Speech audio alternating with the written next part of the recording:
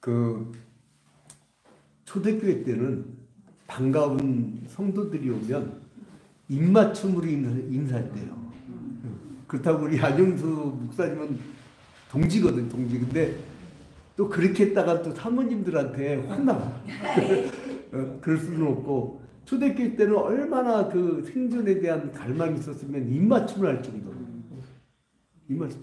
그렇게 성도들은 뜨겁게 사랑했고, 또 사역자끼리도 그토록 그렇게 애측했단 말이에요. 그래서 이제 오늘 그 오신 목사님들이 비록 교단은 다르지만 저는 예수 그리스도 안에서 한 몸이고 한 지체고 그 한 마음인 동지라고 생각합니다. 아무튼 주 예수 그리스도의 이름으로 아주 환영합니다. 네. 네, 박수. 자, 근데 제가 오늘 몇 시까지 하면 되죠? 시간 한 충분하십니다. 40분 정도, 30, 40분 정도 하시면 됩니다. 그렇게 길게 해요? 네, 괜찮습니다. 그러면은 길게 되겠습니까? 예. 근데 원래 그 3시 반까지 정해져 있는 거죠? 예, 3시 반까지 하시면 됩니다. 예, 알겠습니다. 시간도 여유 주셔서 감사합니다. 먼저 저희 가정은 독특합니다. 저희 아내가 제가 이제 원래 교회를 할아버지 목사님, 아버지 목사님, 저 따로 계시겠거든요. 할아버지 목사님은 인천 성광교회를 개척하셨고, 저희 아버님은 전북 옥구군 미면에 신흥교회가 있어요. 거기 개척하시고, 충남 서천군 장항읍 신창교회에서 개척을 하셨다가 분리된 교회가 있어요. 우리 아버지가 떠나고 교회가 분리됐는데 성일교회라고 분리됐는데 그 성길교회가 지금 서천 유스호스텔을 지어가지고 관리를 하고 있습니다. 근데 저희 아버님이 청파중앙교회로 부임에 올라오셨죠. 그래서 25년간 목회하시다가 옛날 대한신학교, 야간신학교 유명했던 데인데 그 안에서 제가 살았어요. 그래서 이제 할아버지 목사님, 아버지 목사님 저 이렇게 다 따로 개척한 역사가 있고 그래서 개척이 재밌어요. 그래서 목회를 누가 뭐라 하더라고요. 힘들지 않냐고. 근데 당연히 힘들죠. 안 힘든 사람 어디 있어요. 근데 저는 재밌어요. 그러니까 신명난다고 하잖아요. 여러분 신명난다는 것이요. 신명난다는 것이 그 한자어가 아니에요. 순우리말이더라고요. 신난다.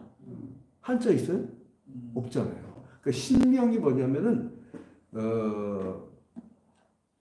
폼나게 멋을 부리고 그리고 재밌다. 그리고 멋을 부린다. 이거예요. 그게 신명난다는 의미인데 신명나요. 재밌어요. 그래서 이제 교회 개척을 1996년 그 10월 16일 목사안수 받고 10월 20일 날 그 천호동 화평교회에서 부목사 생활하다가 이제 3년간 개척 지원을 받으면서 그 하남시에서 개척을 하게 됐는데 개척 초기부터 뭐를 했냐면 하남 YMCA 운동하고 이렇게 연결이 됐어요. 제가. 그래서 이제 그거는 초교파고 파라처치잖아요. 그래서 이제 교회가 처음부터 아예 뭐 가톨릭 신자, 그 다음에 송고계 출신, 기장 출신, 뭐 그냥 온갖 교단 사람들이 교회를 마치 자기 집 들락거리듯이 뭐 직분을 초월해가지고 들락거리기 시작하고 그리고 그래서 하남 YMCA를 우리가 창립하는데 아주 주축적 역할을 합니다. 그러니까 교인 중에 한 40여 명이 창립 회원으로 가입을 했고 정식 회비를 내는 진성 사람들이죠. 그래서 저희 교회를 하남 YMCA랑 뗄 수가 없는데 저희들이 공간이 부족하고 이러다 보니까 어디 큰 교회 한층 200평 문화센터를 쓰고 있다가 그다음에 미사 신도시로 갔다가 이제 우리가 여기 재건을 하면서 이제 청년들의 메카로 만들려고 이제 여기를 아예 하는 YMCA 그러니까 평일날 보니까 교회 요즘 사람들 아무도 안 와요. 우리 교회뿐만 그런 것들이 큰 교회도 마찬가지입니다. 안 와요. 코로나19 지나고 나서 그게 아주 공통된 현상인데 안 와요. 그거 아는 거 비워놓을 겁니까? 그러니까 월요일부터 토요일까지는 그 미래 세대들이 써라. 쓰고 그리고 우리 교인들은 주일날만 오프라인하고 모든 그 예배를 그래 표를 바꿔버렸어요. 어떻게 바꿨냐? 온라인 세상, 온라인 영성, 온라인 전도, 온라인 교회, 온라인 목회 이렇게 바꿔가지고 월요일부터 토요일까지 교인들이 전부 다 새벽 기도를 온라인으로 합니다. 온라인으로. 그래서 저는 대한예수교 장로회 합동 좀 이렇게 좋은 말로는 개혁주의, 칼빈주의, 보수주의, 복음주의 이런 좋은 말이 있는 반면에 또 다른 편에서는 좀 진보적인 데서 버리면 수구 꼴통, 밥통, 앞뒤 꽉꽉 막힌 교단 그렇게 얘기를 하는데 저는 이제 그 중간에서 참 어찌할 바를 모르는 그래서 이제 저희 한 사람이 원래 총신대 유아교육과를 나와가지고 중서원로에 전도사고 합격해갖고 최영신 전도사님 하는데 어느 날 갑자기 우리 한 사람이 이 아이들 신학대학원 가더니 그 원래 합동에서는 여자 목사 제도가 없어요. 그 계속 신청을 했다가 계속 청원은 올라와요. 근데 맨날 부결돼요. 성경적으로 안 된다는 그 성경적 근거가 여기에 대해서 내가 자세히 이야기하면 굉장히 치명상을 입을 수 있기 때문에 신학적 논쟁은 교단에서 하기로 하고 이제 요 정도까지만. 그래서 저희 한 사람 어떻게 되냐면 이 아이들 신학대학원을 졸업하고 그 한국기독교대학 신학대학원 협회 약칭 한기신협에서 목사를 받아왔어요. 그래 깜짝 놀랐죠. 그래서 왜 그러냐 했더니 합동에서는 전도사로 끝나갖고 서러워가지고 이나네나 별 차이도 없는 것 같은데 집에서 보면은 이나네나 별 수준 차이도 없는 것 같은데 영성도 자기가 기도 더 많이 하는 것 같은데 억울해서 목사를 받았다 그런 것 같더라고요. 그래서 제가 그 다음부터는 우리 집에 동사무소의 세대주가 최영신으로 바뀌었어요. 양진우가 아니라 그러니까 우리 가정은 거의 여성 해방. 그래서 우리 한 사람은 한국기독교대학 신학대학원 협의회 화평교회 최영신 목사고 저는 하남 YMCA 대한예수교 장로회 합동 중소홀로의 하남 YMCA 교회 그 양지루 목사예요. 그런데 이제 이게 분리된 것이 아니라 그 저희 한 사람은 이제 목회 내조를 참 잘하거든요. 그래서 그 음식도 잘하고 그러니까 저한테 지도하는 것도 잘하고 혼내기도 잘하고 그런데 그렇게 이제 사역을 하고 있습니다. 근데 이제 제가 그 저의 아까 신명 난다고 했잖아요. 그게 왜 그러냐면 제가 새벽 3시면은 하늘에서 자명지 돌려요. 그 이유가 뭐냐면 할아버지 목사님도 새벽 3시에 일어나셨어요. 아버지도 새벽 3시에 일어나셨어요. 옛날에 이만한 사발시계 있어요. 이만한 종이 위에 써갖고 막 따 하는 건데 그게 새벽 3시마다 울리는 거예요. 그러니까 새벽 3시만 되면 이 알람 소리가 안 들려도 그냥 눈이 떠집니다. 그냥 눈이 떠져가지고 제가 이제 새벽 기도를 1년 360을 쉬지 않고 합니다. 근데 그게 너무 좋아요. 그게 그러니까 신나서 하는 거 있잖아요. 제가 지금 59년 동안 목사관 혹은 부교육자관, 그러니까 교육자관이나 목사관에서만 살아왔어요. 그래서 교회 밖에 나가 살면 죽는 줄 알아. 그래서 이제 이거 그 2층 본당 할 때 앞에다가 목양실을 이렇게 중 2층으로 복층 오피스텔처럼 위에서는 자고 밑에서는 그 연구하고 그 기도하는 그런 시설을 만들어 가지고 거기서 아예 저는 강단에서 1년 365일 철야 기도하고 1년 365일 새벽 기도를 이제 하려고 생각하고 있습니다. 뭐 천일 기도가 이런 걸 되게 싫어요. 왜냐하면 그 제가 알고 봤더니 성경이 아무리 찾아도 100일 기도가 없더라고요. 왜 100일 기도가 없냐 했더니 이게 불교에서 나온 거라. 그래서 이제 뭔가 소원 성취 개념인데 이거는 어떤 기독교적 개념이 아닙니다. 그러면 저희 목회 철학이 무엇이냐? 저희 목회 철학은 간단합니다. 하나님의 종이에요. 제 종. 그래서 이제 하나님이 만세 전에 저를 예정하셨다는 거예요. 이제 목사고시 강도사고시에 그 약방이 감축처럼 나온 게 있잖아요. 하나님의 사역은 무엇이냐 했을 때, 하나님의 사역은 무엇이냐 했을 때, 하나님은 계획이 있으시고, 그리고 그 창조를 하셨고, 그리고 섭리를 하신다. 이게 세 가지잖아요. 그래갖고 이제 하나님의 사역이 아닌 것은 하고 1번, 2번, 3번, 4번에 쭉 나오잖아요.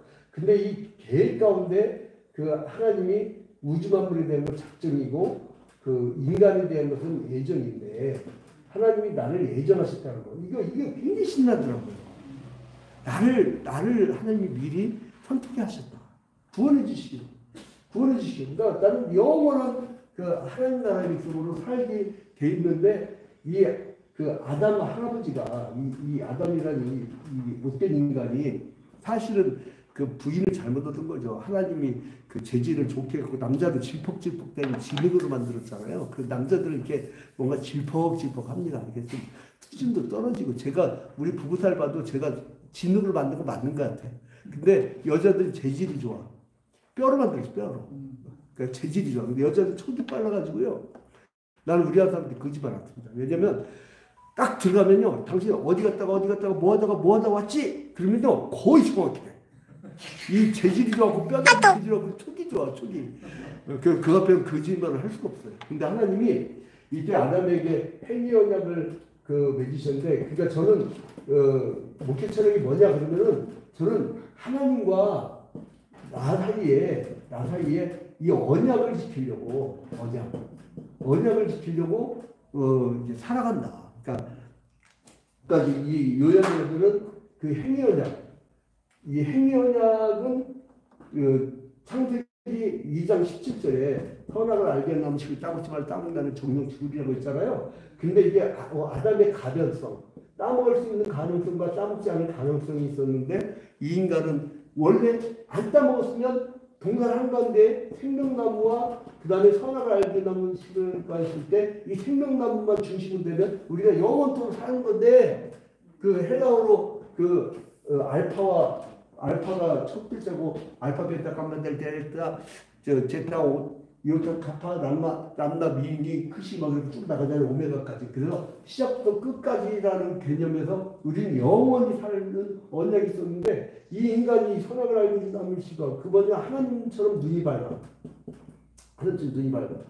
그러니까 뭐냐면 지금 오늘날 바벨탑을 쌓고 있죠. AI라고 하는 바벨탑 막 쌓아요. 나중에는 그게 하나님처럼 될 거예요. 이게. 지금 사람들이 궁금하면 묵상할 때 상담하러 안 옵니다. 전능하신 네이버한테 물어봐요. 요즘 사람들. 그리고 그 옛날에 몸 아프면 먼저 목사한테 기도받고 가세요. 안수기도. 근데 이상하게 내가 개척할 때보다 안수기도 받는 일이 확 떨어졌어요. 사람들은 지난주에 안부했으면 입원했대요. 아니, 그러면 입원하기 전에, 수술하기 전에 기도를 받았어야죠. 그러면 뭐라면, 의사 아주 명의를 만났어야 돼요.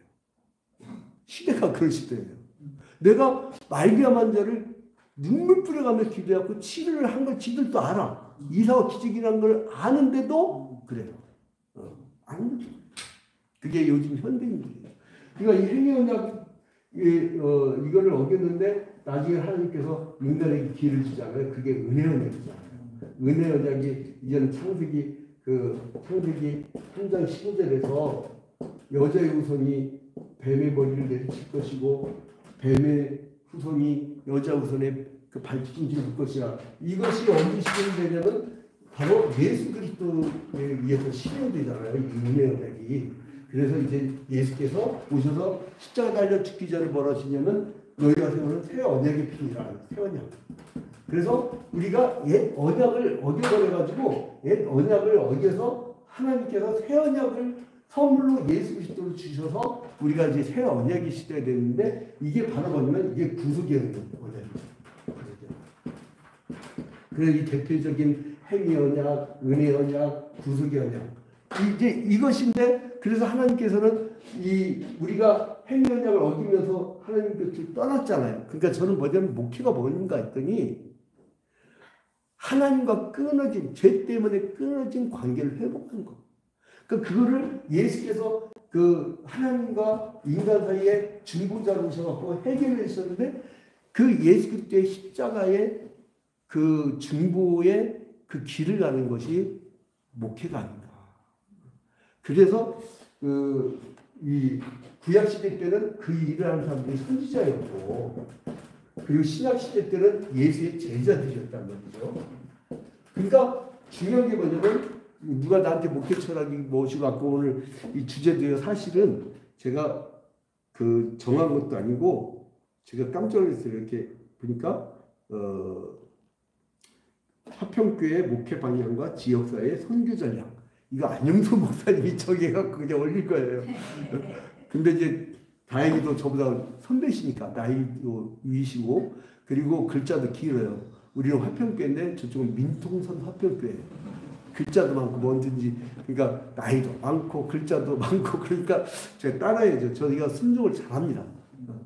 우리 어머니가 너는 참 순종 잘한다. 말 뭐 지시하면 네 그런데 넌 말만 잘하더라 그러더라고요.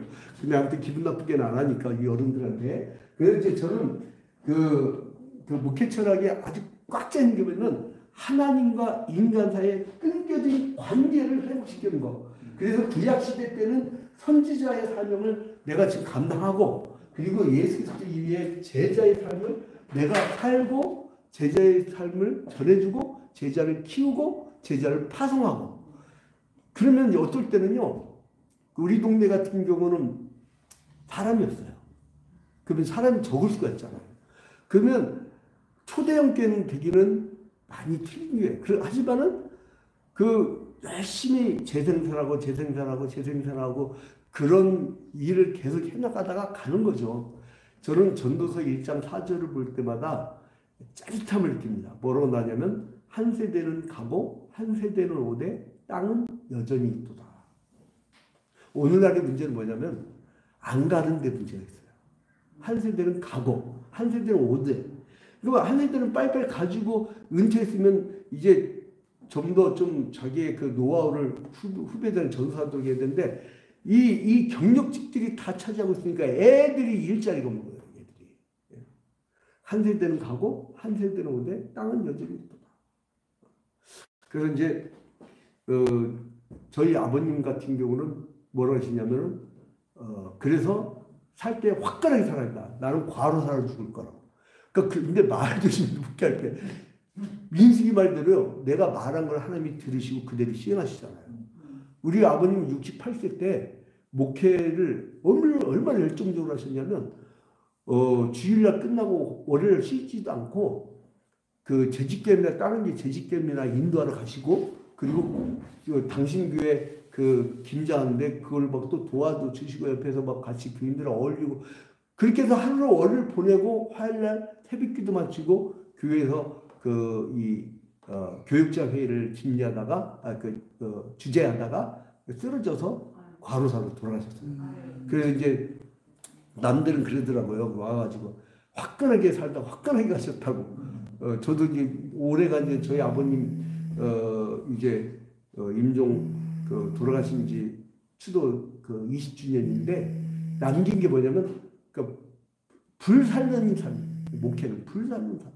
그러다가 아무것도 안 남아요. 목회자는. 그리고 목회할 때 보면 다 바치잖아요. 저 개척 때부터 저는 3층짜리 집이 있었는데 왜냐면 옛날에 사업에서 좀 성공했었어요. 그 3층짜리 집도 싹 바치고 상가도 싹 다 바치고 해갖고 다 교회에게 들어온 거예요. 이게. 근데 우리 어머니 또 전셋집까지 그냥 거의 1억 가까이 되는 것까지 다 뽑아갖고 그냥 싹 다 바쳐가지고 원래 개척이라는 게 그렇잖아요. 목회자를 다 바치고 그리고 뭐 사례비들이 많습니까? 많지도 않아요. 그리고 막 재정련에서 어떻게든 아끼려고 하고 다른 게 목사님 초청해갖고 좀 사례비 좀 넉넉히 달라고 하면은 막 아끼려고 하고 그러잖아요. 근데 이 목회라는 것이 다 드리고 천국에 쌓는 거더라고요. 천국에. 요한계시록에 성도의 기도가 하늘의 금양으로 쌓인다 그랬죠. 금양으로. 그러니까 여러분들의 기도는 공짜가 없어요. 다 쌓여요. 저희 현대가 저희 할아버지 목사님 기도해 하셨죠. 할머니 기도해 주셨죠. 아버님 기도하시죠. 우리 어머니 지금 90다 돼 가시는데 우리 어머니 기도하고 계시죠. 가끔 절 못 알아봐서 그렇지. 그 다음에 이제 저 작은 아버지가 기도해 주시죠. 육춘 형님 목사님이 기도해 주시죠. 온통 집안이 다 목사 장로 권사인데 우리 집안에서요 목사 장로 권사가 아니면 거의 인간 취급을 못 받아요. 그러니까 화끈하게 믿든지 안 믿든지. 지금도 저희 매형하고 우리 친형님 장로님은요 온라인으로 새벽기도에 하루도 안 빠집니다. 새벽기도에. 야, 그러니까 나는 어떨 때는 감동을 받아요. 일하는 사람들 얼마나 힘듭니까?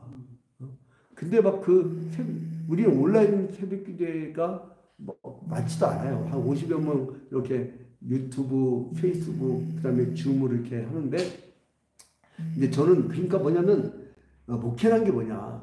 사람들 막 힘들 때 조금 일해주고 뭐 이렇게 저 빈민 목회했거든요. 27년간을 빈민 목회를 했는데, 그러니까 11월 달 되면 연탄 나르기 바빠요.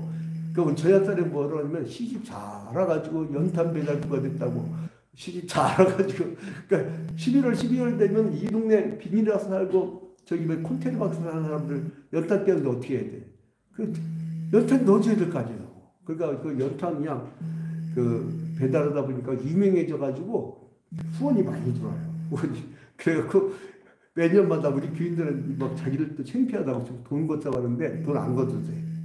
나 혼자 있을 때 그 사람들 연탄 나는 사람만 필요한데 나중에 동지적인 애정을 갖고 오시면 더 좋고 이제 그래서 이제 저는 목회의 방향을 보자면 이 땅에 구약 시대 때는 선지자, 신약 시대 때는 제자 역할을 하는데 그만 왜 그러냐면 하나님을 우리를 만나고 싶어한다는 거죠.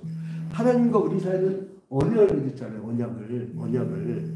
그래서 이제 하나님이 저는 충격받은 게 뭐냐면 출애굽을 할 때요. 출애굽을 할 때 그냥 출애굽을 한 게 아니에요. 출애굽을 할 때 출애굽기 2장 24절을 보니까요. 출애굽기 2장 24절을 보니까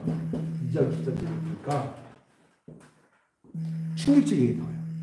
하나님이 그 고통 소리를 들으시고 애굽 땅에서 고통스러웠대요. 근데 고통 소리를 들으셨대요. 왜 고통을 당했어요? 하나님이 창세기 19장에서 그 아브라함께 언약하기를 너희 후손이 이방에 객이 되어 4대 만에 돌아오리라 이렇게 했는데 이방의 객이 돼 440년 동안 종살이하다가 근데 어쨌든 아브라함, 이삭, 야곱 그리고 요셉 그러니까 12형제 중에 이 요셉이 팔려가요. 근데 아브라함에게 하나님께 창세기 19장에 너희 후손이 이방의 객이 되어 있잖아요.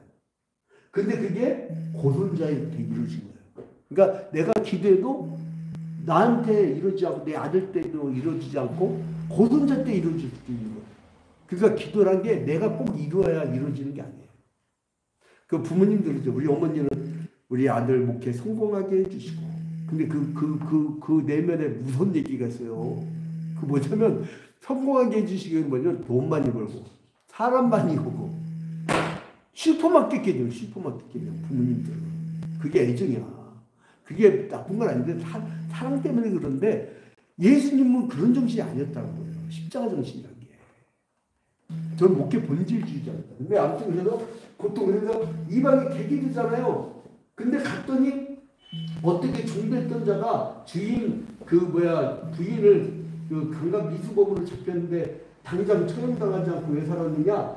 이 당시에 이 가문이 어느 쪽이에요? 셈족이잖아요. 셈족. 근데 이때 그 애굽 사람들이 얼마나 세국적인데 이 애굽 왕조가 쫓겨나요. 그러니까 셈족이 쳐들어와가지고 힉소스 왕조를 만들었을 때에 그때에 요셉이 팔려갔기 때문에 여기서 그 왕의 그 최측근들이라 가는 감옥에 가는 특권을 누리게 돼요. 그러다가 출애굽기 1장 8절에 보면 요셉을 알지 못하는 새 왕이 나타났다고 해요. 요셉을 알지 못하는 새 왕. 그게 누구냐? 애굽 사람들이 다시 독립투쟁을 해갖고 힉소스 왕조를 무너뜨리고 셈족을 쫓아내버려요. 그러니까 같은 셈족인 이 히브리인들을 막 미워한 거예요. 그래서 요셉을 알지 못한 세왕이 나타나고 막 피곤하니까 고통을 받는 거예요. 근데 고통을 받을 때에 이 사람 이때 출애굽기 2장 24절 이게 매우 중요한 구절인데 그 고통 소리를 들으시고 아브라함과 이삭과 야곱에 세운 언약을 기억하사. 하나님은 언제든지 언약을 잊지 않으셨다. 우리가 언약을 맺으셨는데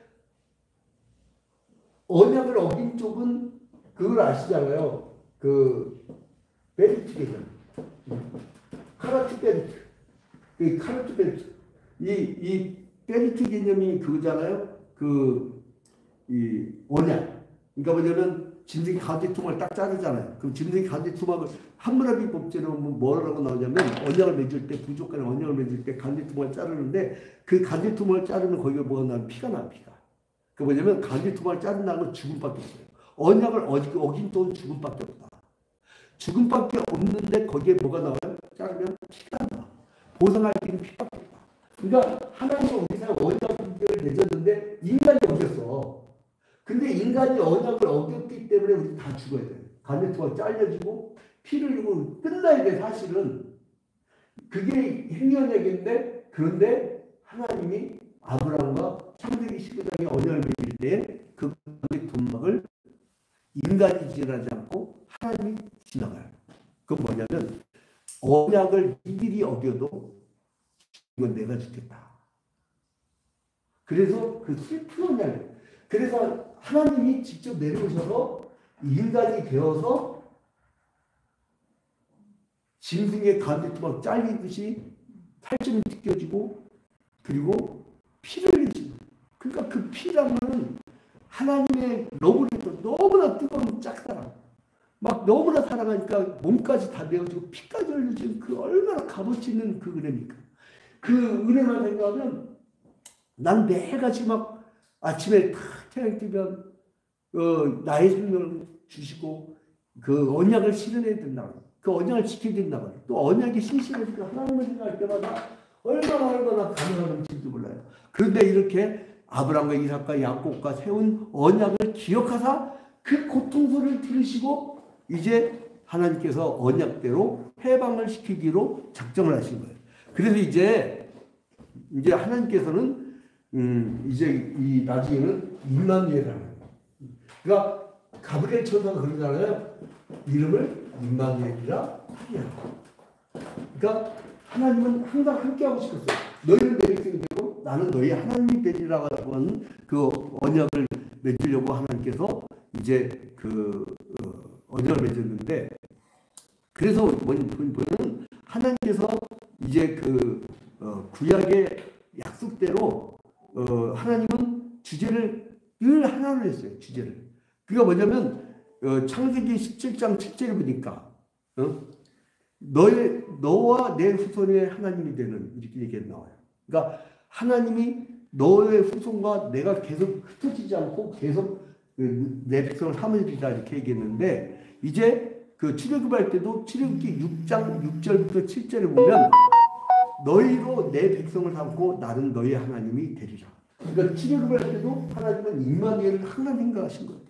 주제가 임마누엘. 그리고 열왕기하 11장 17절에 보니까 이제 다윗이 이제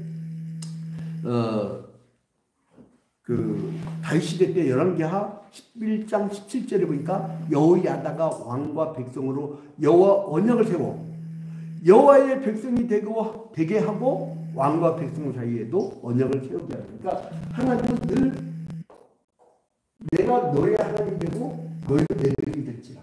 그러니까 늘 임마누엘 그 주제로 계속 가는 거예요. 나는 너의 하나님이 되고 너는 나의 백성이 된다라고 하는 그 말씀. 그리고 에스겔서 34장 24절에 나 여호와는 그들의 하나님이 되고 내 종 다윗을 그들 가운데 왕이 되리라. 그러니까 나는 너의 하나님 그들 가운데 하나님이 되리라.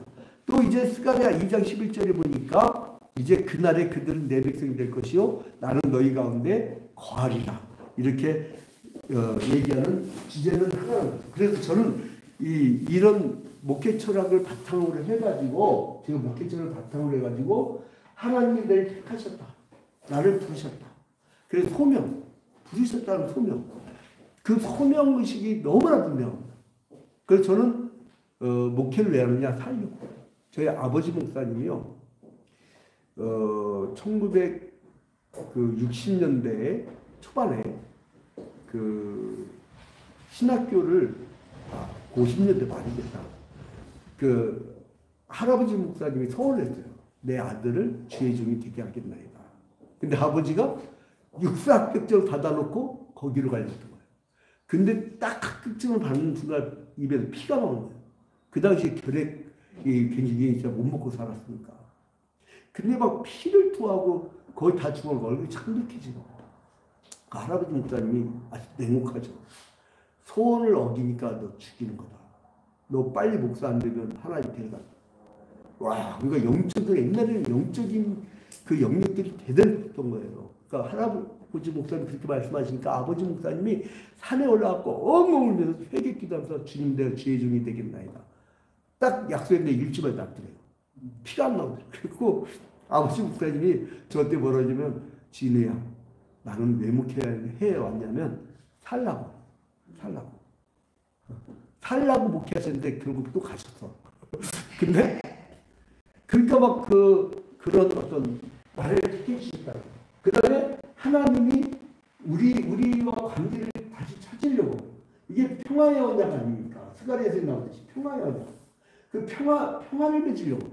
우리와 언약을 지키려고 하는데, 그래서 선지자들이 무슨 역할을 했냐면요.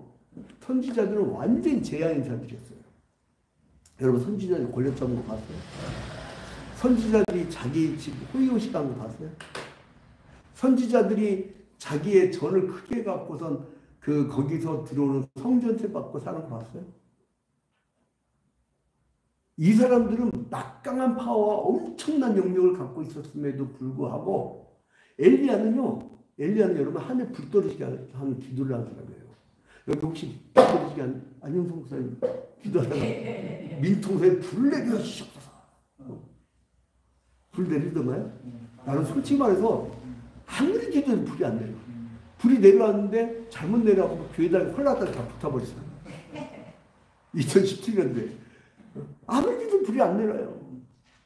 근데 선지자들은 엄청난 영역을 갖고 엄청난 사명을 갖고, 근데 이 사람들 무슨 역할을 했느냐? 첫째로는 하나님 앞에 제사가 올바르지 않을 때 왕에게 대적이 있어요. 여러분 백성에게 대적이 있다는 말 봤어요?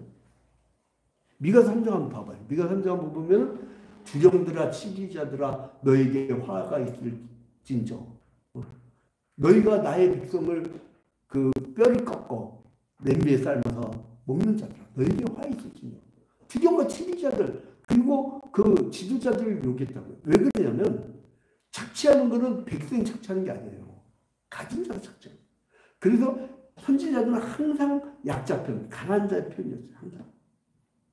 누가 그러더라고요. 기독교는 무정파적이라고. 아니요. 나는 성경을 아무리 봐도요. 민수기 신명기도 봐도 11조도 누가 즐기라고 했어요. 레인과 과부와 고아와 이방인과 객과 이 사람들과 함께 즐기라고 했어요. 11조 목표가 분명해요.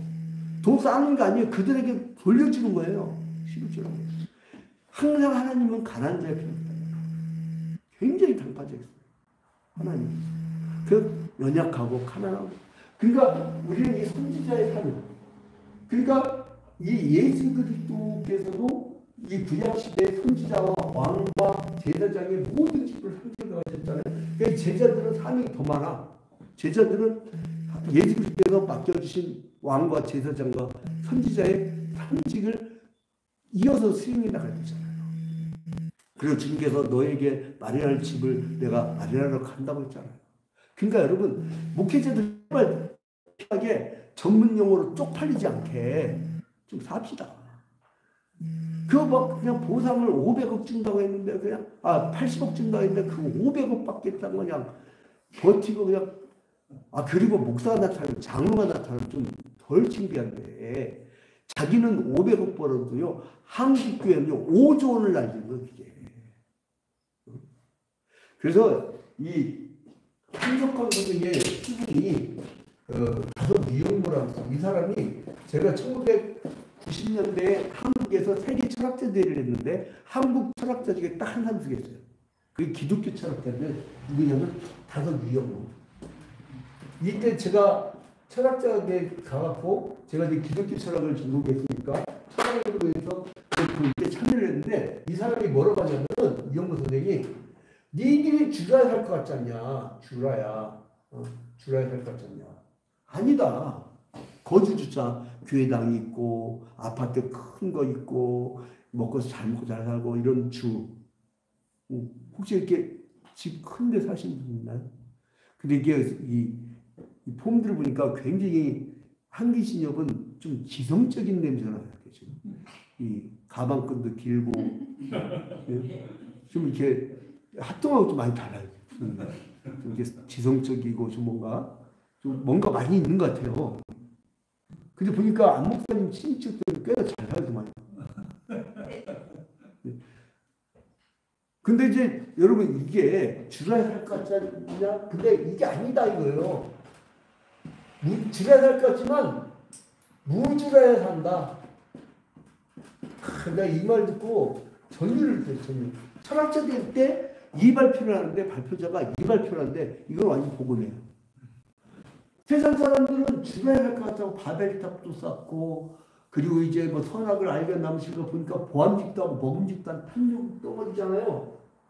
여러분 거주할 곳을 가지려면 어떻게 돼요? 탐욕이 있어야 돼요. 욕심이 있어야 돼요. 그냥 생깁니까? 예? 35평짜리 10억짜리 아파트 그냥 생겨요? 옛날에는 한 15년 전만 해도 그게 2억 5천 가던 게 10억 돼. 근데 그게 뭐냐면 가지려고 하면 여러분 욕심이 생겨야 돼요. 탐욕. 근데 뭐라면 여러분 천국 가면 주가 있어요 없어요? 없잖아요. 그러니까 무주라야 한다. 우리 총재 목사님이 은퇴 앞두고 그 멋진 노래를 부르니까 굉장히 다 울더래. 그러니까 30년 40년 같이 개처가 같이 어울렸으니까 얼마나 힘들겠어요. 그러니까 교인들이 막 피눈물 나게 기도했던 그 같이 고생했던 교인들이 눈물을 흘리는 노래가 있어요. 무슨 노래를 불렀냐면 그곳에 다 그 은퇴 앞두고 자기가 설교하다 딱 이 노래 부르니까 다 울어버리더래. 뭐냐면 너도 가고 나도 가야지. 그러니까 다 울어버리더래요. 우리는 결국은 무주로 가요. 무주. 그러니까 주가야 살 것 같이 묵혀하지 말라는 거죠. 요즘 교인들은요 먹고 살기 힘드니까 위로 받으러 와. 그건 주의 문제야. 우리 무주를 가르쳐야 돼요. 여러분 무주 정신이 있어야 이 다섯 이용모 선생, 함석권 선생의 그 무주 정신이 있어야 초대교회 때 뭘 했어요? 예수님께서 그 제자들이 뭘 했어요? 유무상승했잖아요. 네? 사도들의 발 앞에 다 내놓고 그리고 각기 필요에 따라 나눠졌잖아요. 이게 유무상통이라고요. 유무상통. 그러니까 무주를 가르쳐야 되는데 지금 뭐 갖고 기도해달라는 줄 알아요? 목사님들 요즘에 돈이 많이 없어요. 사업이 힘들어요. 사업 잘 되게 해주세요. 이건 주의 문제예요. 주의 문제. 이 가치관. 그래서 저는 지금까지도요. 사실 요즘에 좀 B급, C급 낮은 신학교에 제가 출강을 하는데 근데 거기서 고전에 있는 그러니까 헬라, 히브리어, 라틴어하고 성경신학, 이 언약신학을 제가 가르쳐요. 이게 제 전공이에요. 근데 이제 그런데 여기서 이제 우리가 잊지 말을 거는 사명감, 나 애정하신다. 그 다음에 이제 하나님과 나 사이에 언약을 맺었는데 하나님의 언약을 어긴 우리를 미워하지 않고 그렇게 끊임없이 사랑해 주신다. 그리고 이제는 이 선지자 역할. 그래서 저 같은 경우는요, 우리 아이들에서 많이 기도한 적이 별로 없어요. 무슨 기도냐면 하나님 앞에 반듯하게 서게 해주시옵소서. 하나님 말씀을 깊이 있게 매일같이 영어 성경이라도 매일 보게 해주시옵소서. 좋은 데에 가게 해주시옵소서. 좋은 데 가게, 좋은 데 취직되게, 돈 많이 벌게, 이렇게 기도할 게 없고, 하나님과 언약을 잘 지키고, 선지자적 사명 감당했던, 그래서 이제 왕이, 이제 북이스라엘의 아합왕이 우상숭배하거나 남유다의 문하세가 그 우상숭배하고 백성들에게 핏자라게 하면 막 지적하잖아요. 회개하라고. 그리고 마지막 선지자, 이 구약의 마지막 선지자인 세례 요한도 예수께서 오기 직전에 구약의 마지막 선지자 세례 요한도 뭐라고 했어요? 회개하라. 천국에 가까워졌잖아요. 그 사람 옷은요. 그 사람 옷은 딱 한 벌 했어요. 약타털 옷 한 벌. 그리고 석청. 옛날 성경에는 개혁파는 석청이라지만 지금 개혁개정파는 꿀이라고 나오더라고요. 그거 메뚜기 먹었어요. 다 메뚜기 먹고 싶다. 메뚜기 우리가 어렸을 때 이 남녀분들 통 하나 들고 가면은 그냥 하루 종일 배부리 먹고 살았어요. 메뚜기. 내가 잡아먹은 메뚜기만 해도 아무 수억만 될 겁니다. 근데 그게 중세시대 때도요. 이 제자의 그 관계가 뭐냐면 이 역사가 제자들을 쭉 이어져야 되는데 초대교회 때까지는 그랬어요. 초대교회 때까지. 이제 도망다니고 소동등체였고 이제 그 성례전을 중심으로 해갖고 그랬는데 에르스트 티렐치가 기독교 사일리라는 책에서 뭐라고 하냐면 이게 중세교회로 넘어가면 바뀌었다 해요. 결정타가 뭐냐?